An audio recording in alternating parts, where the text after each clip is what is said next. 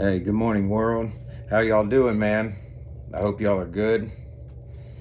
So, I just want to get on here and tell you guys a little story. Well, I guess it could be a couple stories of now that I look back and realize and reflect on my life in the past, things that made me a chosen one, things that led me to know that God really had big plans for me and that I was just not the same as others. And He knew that I had an open mind and a strong mouth to be able to spread the things that I had been through. So I would also say that the devil also knows that you're a chosen one, and that I was since I was born. When I was born, my mom went into labor with me early, and I haven't told a lot of people this story. So she went to labor with me early, and the pregnancy was really tough, and I was a wild child, and even in her stomach. And well, long story short, I had came out the wrong way, feet first instead of head first, and the umbilical cord was wrapped around my throat. Well, at that time, I was dead, and they were so focused and worried about me to rush me out of there to try to save my life that they had neglected my mom and forgot about her, which my mom was also having an issue where she was bleeding out because of the actual pregnancy. And they were so worried about saving me that they got sidetracked from her a little bit and realized that the beepers started going off and things were getting real. And this is a story my mom told me. She told me that she remembered them running in saying, we're losing her, and her vision went black. Well, at that time that her vision went black, she started to see like clouds and something that was really beautiful, and then she realized that she was stuck in this maze. Well, it was like she had all recollection of what was happening. So she's running through this maze crying, trying to find me. And she said it seemed like what took forever and ever running through this maze. She's looking for me and crying.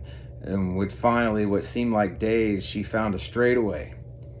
And at the end of this straightaway, she seen a beam of light. Well, so she takes off running, crying and running. And as she gets closer, she notices that it's me in this beam of light.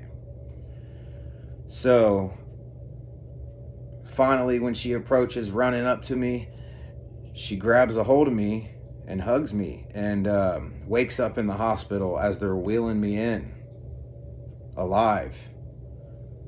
And I would say that ever since that day, without us even knowing it, that the devil was trying to stop my voice since day one. He tried to cut my voice off because he knew that I could be used as a vessel to help others, to teach other wisdom, and let people know the things that I had been through. And since I was so bullheaded and it took me a while, I made my screw ups early, you know what I mean? And well, anyways, needless to say, fast forward about 13 years after that, I would say this was a real time in my life where I had noticed my mom had passed away right around this time, and a year earlier, before she passed away, there was this little girl that was from where I'm from, and I'm not going to say any names out of respect for the family, but this little girl was kidnapped, and she was raped and had her neck broken, and was wrapped in a sleeping bag and was tossed in a ditch, just disposed of like she was trash, man. And it was a horrible time. And I still remember like thinking, even as a kid back then, that there was no worse way for somebody to die as a child, especially when she was only like 8 years old. Well, that was a really sad time back then. Well, anyways, fast forward after that incident, 10 years down the line, my mom had done passed away. I made it through some really, really dark times where I was homeless. I was lost. I became an alcoholic at one time. I was using drugs. I was just fighting. I was doing everything. Well, so it was probably, I would say, the darkest time of my life still yet to this day. And because my mother was a serious guardian angel in my life, even when she was here. She is now, just as well as your family is, and anybody that you love that was passed away. But anyways, back to the story. So 10 years after that happened to that little girl, I remember that I had just got out of jail, and I can't remember what it was for, probably drinking or fighting or something. Anyways, I had found a job, and I was getting a ride with this girl, and I also won't say her name out of respect for her.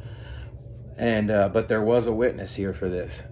And this was another time where I realized that God really was looking over me, and so was my mom, I would say, because I was going through the toughest time of my life, and I was lost and broken and drinking way too much, angry at the world, and at that time, still a happy person, but deep down, I was angry at how life treated me. Well, anyway, so she was taking me to work at this new job, and she was my ride. So she was trying to bless me at that time. And it was a small gesture, but to me, it was a big gesture. Now, with me being God's vessel, without me even knowing it and her not even knowing it, her little small action of giving me a ride ended up blessing her probably for the rest of her life, I would say, because it did me. Anyway, she's taking me to work. And one day on our way back from work, we worked third shift. We could still see clearly, but it was early. There wasn't very many cars out. So we hit the road going into Marion, Ohio. And on the other side of those woods where that little girl was found,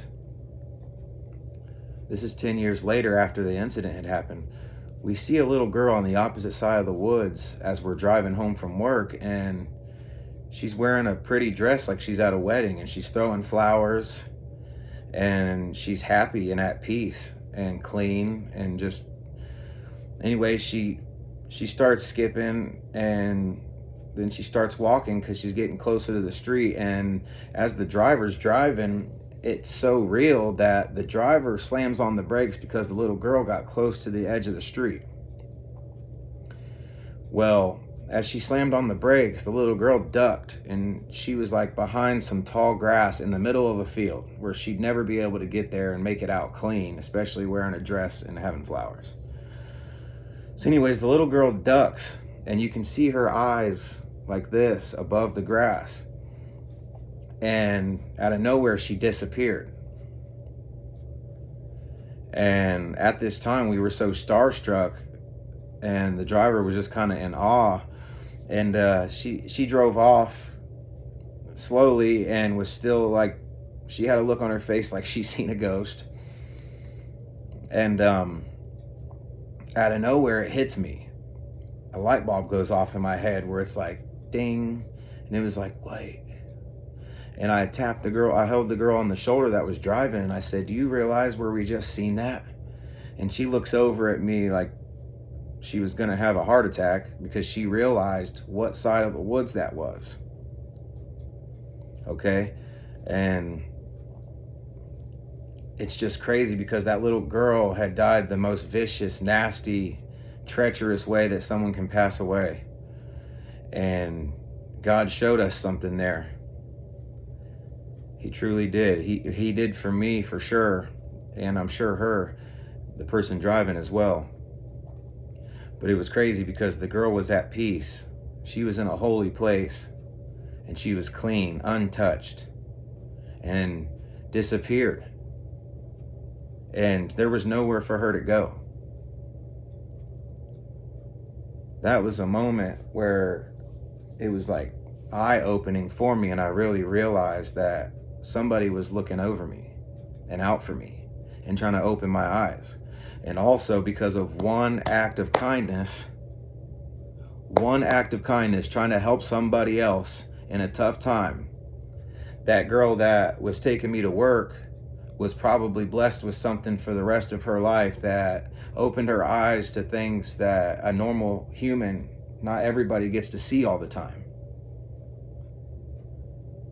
So again, when I try to teach you guys, I want you to know that these acts of kindness to other people, to the person that's at the back of the line, God will take the person that is the least likely and at the back of the line, that's been through the most, that's been broken and hurt and lost and destroyed and everything, and move them to the front of the line because they are his chosen ones. Because then when they make it to the top and they make it out of their tough times, they can praise God and say that without God, there was no way I made it through that. And that's called a vessel. You got to be a vessel to the people around you, because you never know. It could be someone that is very insignificant in your life, but for some reason, God put them there for you to be a vessel, for you to test you, to see where you're at. Will you help that person out in the dark times? Because all I know is that one act of kindness can show God that you're here to be a good person and that you'll do things for other people, and that no matter what you go through, that you will still show acts of kindness and be a good person. And in return, God will bless you with something that you've never even thought to pray for. Now think about that little girl that was smiling and happy and was at peace after all that she had went through in her real life. She was a guardian angel. And I'm pretty sure that that helped me get through my mom's passing as well, because I was lost and didn't understand it. And at that time, I was too young for my mom to just appear as a guardian angel in front of my eyes without me just probably like losing my mind. So with that being said, God used somebody else that had to do with my history, that had to do with my past, that had to do with my story of life, something that had happened to me in my past. He used the little girl to show me that there is guardian angels, and that no matter what that person had went through, they are at peace. They are at peace and they are in a better place. And with that, I hope that you guys can just stay positive if you have lost a loved one, especially in these times of holidays. It's extra hard, I know. It really is. But the one thing that's always kept me going is that story that I just told you guys. So I hope that you really, really, really let this manifest in your life, because this is true. This is real talk. And I'm only doing this to bless you. I'm only doing this to help you. And that those people are your guardian angels, and they are there. If you have faith and stay positive and shine down here for them up there, make them proud while they're looking down. Because they, like I just said the other day on a Facebook post, that they want nothing more than to see you move forward and prosper. Do whatever it is that's going to make you happy and make the ones looking down on you happy, your guardian angels, because they are up there. I can promise you that. Now, that's up to you, whether you take this message into your heart and soul or not, and really let it manifest in your life and think about it. Really think on it.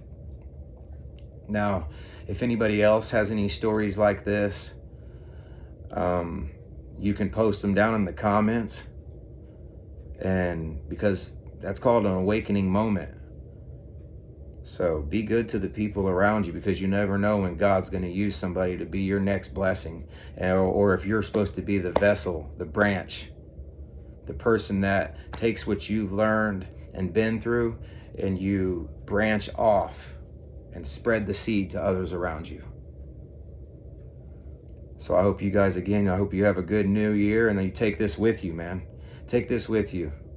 I love y'all, man. And it's time to grow. Stay positive, stay focused, stay blessed, y'all.